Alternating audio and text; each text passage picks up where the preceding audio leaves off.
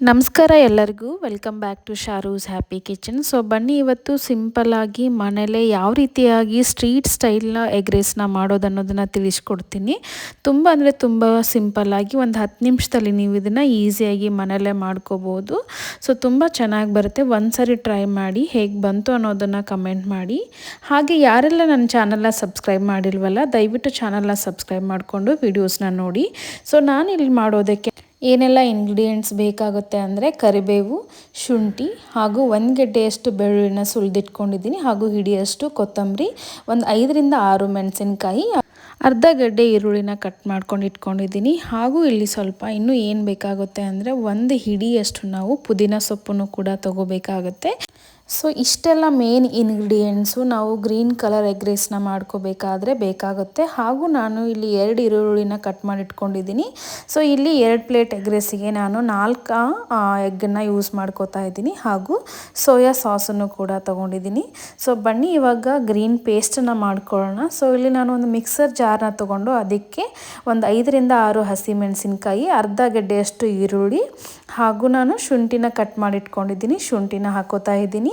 ಹಾಗೂ ಒಂದಿಷ್ಟು ಕರಿಬೇವನ್ನು ಕೂಡ ಹಾಕೋತಾ ಇದ್ದೀನಿ, ಮತ್ತು ಸುಲಿದು ಇಟ್ಕೊಂಡಿರುವಂಥ 1 ಗಡ್ಡೆಯಷ್ಟು ಬೆಳ್ಳುಳ್ಳಿನ ಹಾಕೋತಾ ಇದ್ದೀನಿ. ಹಾಗೂ ನೀರಲ್ಲಿ ಚೆನ್ನಾಗಿ ತೊಳೆದಿಟ್ಕೊಂಡು ಸೊ ನಾನು ಒಂದು ಸ್ವಲ್ಪ ಹಿಡಿಯಷ್ಟು ಏನು ಮಾಡ್ತಾ ಇದ್ದೀನಿ, ಕೊತ್ತಂಬರಿನೂ ಕೂಡ ಹಾಕೋತಾ ಇದ್ದೀನಿ.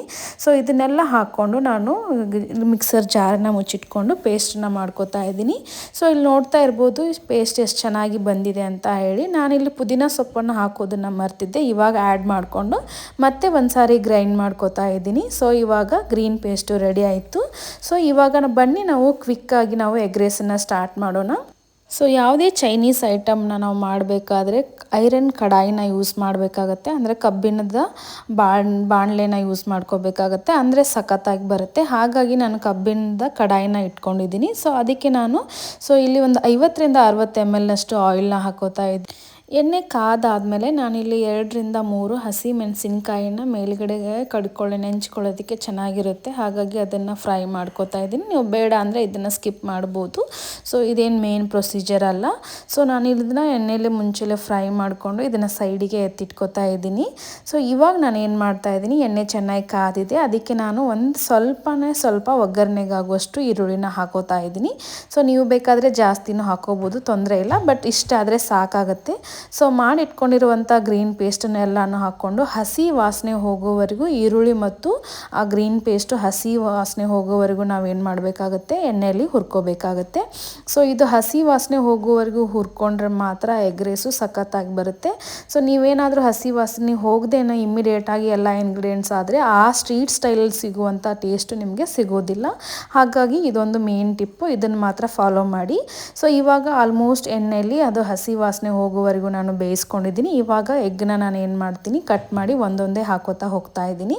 ಸೊ 2 ಪ್ಲೇಟ್ ಎಗ್ ರೈಸಿಗೆ ಇಲ್ಲಿ 3ರಿಂದ 4 ಎಗ್ಗು ಸಾಕಾಗುತ್ತೆ, ಅದಕ್ಕಿಂತ ಜಾಸ್ತಿ ನೀವು ಯೂಸ್ ಮಾಡೋಕ್ಕೆ ಹೋಗಬೇಡಿ. ಸೊ ಇಲ್ಲಿ ನಾನು ಒಂದೊಂದೇ ಎಗ್ಗನ್ನು ಕಟ್ ಮಾಡಿಕೊಂಡು ಎಣ್ಣೆಯಲ್ಲಿ ಹಾಕ್ತಾ ಇದ್ದೀನಿ. ಸೊ ಎಗ್ಗನ್ನ ಕಟ್ ಮಾಡಿಕೊಂಡು ಎಣ್ಣೆಯಲ್ಲಿ ಹಾಕಿದ ಮೇಲೆ ಇಮ್ಮಿಡಿಯೇಟಾಗಿ ಯಾವುದೇ ರೀತಿಯಾಗಿ ನೀವು ತಿರುಗಿಸೋಕ್ಕೆ ಹೋಗಬೇಡಿ. 1-2 ನಿಮಿಷ ಎಣ್ಣೆಯಲ್ಲಿ ಅದನ್ನು ಬಿಟ್ಟು ಅದಾದಮೇಲೆ ನಾವು ಒಂದು ಚಮಚೆ ಸಹಾಯದಿಂದ ಏನು ಮಾಡಬೇಕಾಗುತ್ತೆ, ಸ್ಲೋ ಆಗಿ ನಾವು ತಿರುಗಿಸ್ಕೋಬೇಕಾಗತ್ತೆ. ಸೊ ನೀವೇ ನೋಡ್ತಾ ಇರ್ಬೋದು. ಸೊ ಇಮ್ಮಿಡಿಯೇಟು ಹಾಗೆ ತುಂಬ ಜೋರಾಗಿಯೂ ನೀವು ತಿರುಗಿಸೋಕ್ಕೆ ಹೋಗಬೇಡಿ, ಸ್ವಲ್ಪ ಸ್ಲೋ ಆಗಿ ತಿರುಗಿಸೋದ್ರಿಂದ ಅದು ಒಂದು ತಿನ್ನೋದಕ್ಕೆ ನಿಮ್ಗೆ ಸಿಗುತ್ತೆ ಅಂತಲೇ ಹೇಳ್ಬೋದು. ಇಷ್ಟು ತಿರುಗಿಸ್ಕೊಂಡು ಮತ್ತೆ ನಾನು ಅದನ್ನ ಎಣ್ಣೆಯಲ್ಲಿ ಬೇಯಕ್ಕೆ ಬಿಟ್ಟಿದ್ದೀನಿ. ಸೊ ಮಧ್ಯದಲ್ಲಿ ಸ್ವಲ್ಪನೇ ನಾನು ತಿರುಗಿಸ್ಕೊಂಡು ಮತ್ತೆ ನಾನು ಅದನ್ನು ಬೇಯೋದಕ್ಕೆ ಬಿಡ್ತಾ ಇರ್ತೀನಿ. ನೀವೇ ನೋಡ್ಬೋದು, ಈ ರೀತಿ ಮಾಡಿಕೊಂಡ್ರೆ ಸೊ ಅದು ಎಗ್ಗು ಚೆನ್ನಾಗಿ ಬಾಯ್ಲ್ ಆಗುತ್ತೆ. ಇವಾಗ ನಾನು ಟೇಸ್ಟಿಗೆ ಅನುಗುಣವಾಗಿ ಸ್ವಲ್ಪ ಉಪ್ಪನ್ನು ಹಾಕೋತೀನಿ. ನೀವೇ ನೋಡ್ತಾ ಇರ್ಬೋದು, ಹಾಕ್ಕೊಂಡು ಮತ್ತೆ ಒಂದು ಸಾರಿ ನಾನು ನೀಟಾಗಿ ಬೇಯಿಸ್ಕೊತಾ ಇದ್ದೀನಿ. ಸೊ ಇದು ಎಗ್ ಬುರ್ಜಿ ಏನು ನಾವು ರೆಡಿ ಮಾಡ್ಕೋತಾ ಇದ್ದೀವಲ್ಲ, ಒಂದು 60-70% ಬಾಯ್ಲ್ ಆದರೆ ಸಾಕು. ಈ ಟೈಮಲ್ಲಿ ನಾನು ಏನು ಮಾಡ್ತಾ ಇದ್ದೀನಿ, ಮುಂಚೆನೇ ಮಾಡಿಟ್ಕೊಂಡಿರುವಂಥ ರೈಸನ್ನು ಹಾಕೋತಾ ಇದ್ದೀನಿ. ಸೊ ನೀವಾದರೆ ತಂಗ್ಳನ್ನೂ ಕೂಡ ಹಾಕೋಬೋದು, ಏನೂ ತೊಂದರೆ ಇಲ್ಲ. ಇವಾಗ ನಾನು ಚಿಕನ್ ಮಸಾಲಾನ ಆ್ಯಡ್ ಮಾಡ್ಕೋತಾ ಇದ್ದೀನಿ, ಚಿಕನ್ ಗರಂ ಮಸಾಲಾನ. ಸೊ ಇಲ್ಲಿ 1-1.5 ಟೇಬಲ್ ಸ್ಪೂನಷ್ಟು ಚಿಕನ್ ಗರಂ ಮಸಾಲಾನ ಹಾಕ್ಕೊಂಡಿದ್ದೀನಿ. ಹಾಕ್ಕೊಂಡಿದ್ದೀನಿ. ಹಾಗೂ 1 ಟೇಬಲ್ ಸ್ಪೂನಷ್ಟು ನಾವೇನು ಮಾಡ್ತಾಯಿದ್ದೀನಿ ಸೋಯಾ ಸಾಸನ್ನು ಕೂಡ ಹಾಕೋತಾ ಇದ್ದೀನಿ. ಸೊ ಇದನ್ನೆಲ್ಲ ಹಾಕ್ಕೊಂಡು ಇಲ್ಲಿ ಅಜಿನೋಮೋಟೊ ಹಾಕ್ತಾರೆ ಸ್ಟ್ರೀಟ್ ಸ್ಟೈಲಲ್ಲಿ, ಅದನ್ನು ನಾನು ಸ್ಕಿಪ್ ಮಾಡಿದ್ದೀನಿ, ಅದು ಯಾವುದು ಹೆಲ್ದಿ ಅಲ್ಲ.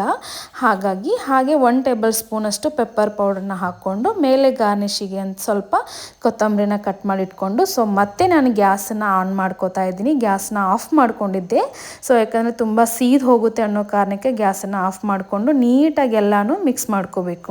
ಈ ಟೈಮಲ್ಲಿ ಗ್ಯಾಸ್ ಫ್ಲೇಮು ತುಂಬ ಜೋರಾಗಿ ಇಟ್ಕೋಬೇಕಾಗತ್ತೆ. ಯಾಕಂದರೆ ಸ್ಟ್ರೀಟ್ ಸ್ಟೈಲಲ್ಲಿ ಬಿಸಿ ಬಿಸಿ ಎಗ್ ರೈಸ್ನ ಕೊಡ್ತಾರಲ್ಲ, ಅವ್ರ ಕಾಲಿನ ಫುಲ್ ಕಾಯಾಕ್ಬಿಡ್ತಾರೆ.